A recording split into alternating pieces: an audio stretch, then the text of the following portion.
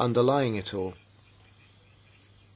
And I would ask for your ongoing support in that respect. As to Greece, yes, there are absorption problems there. The funding made available to private business in particular is not being taken up. Clearly, the climate of insecurity or uncertainty is so great that people are reticent. We can't get around that. We're going to have to get down to brass tacks with each region and discuss in substance how we can expand the foundations of the economy in each of the regions. There are going to be short and longer term effects.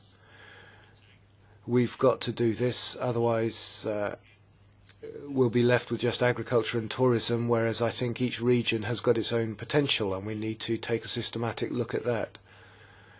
Smart specialization, cluster formation, whatever you call it, I think these things are an issue for Greece and we can't avoid doing that work. What Mr. Juncker said, well, yes, it's right and not right at the same time. I would always refrain from making comments on 100% or 90% financing, because I really believe in the idea of ownership. And you might end up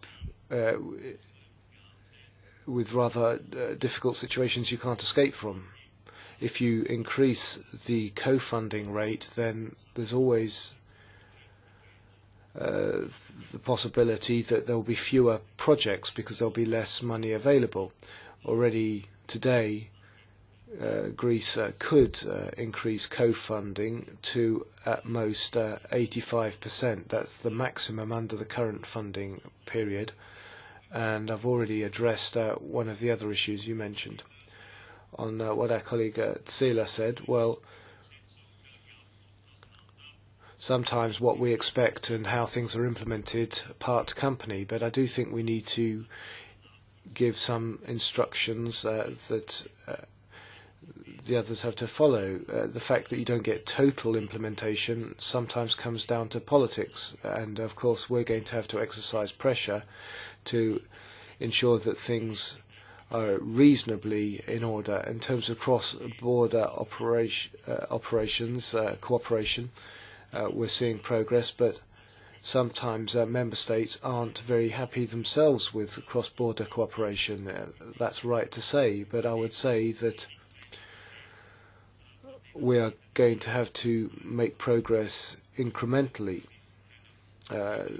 Those responsible nationally can't close their eyes to this. In terms of research and so on, I think it's important that there is a proper interconnection between our area of work and innovation under the research promotion programs. Excellence is the only criterion for the allocation of innovation money, and that idea of excellence isn't a regional policy criterion. Clearly there is a regional dimension to innovation, particularly when you're talking about helping out SMEs in improving their technological marketing or services performance, or in terms of their administrative capacity. I see all this as part and parcel of innovation, and that's why it's important that regional policy in the future should take into account this sector and serve it in terms of allocation of funding. To Mr. Tremopoulos, by way of conclusion, I'm always a critic of using structural funds to penalise people, to be quite honest, and I hope that this issue doesn't arise. I think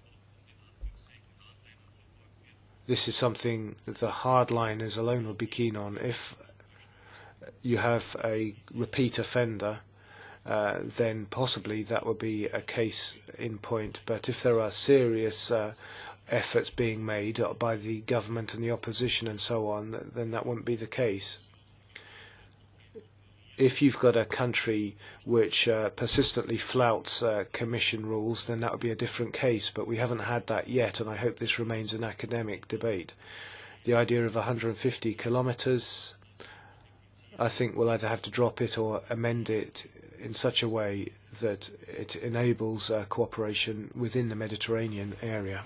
Thank you, Commissioner. Thank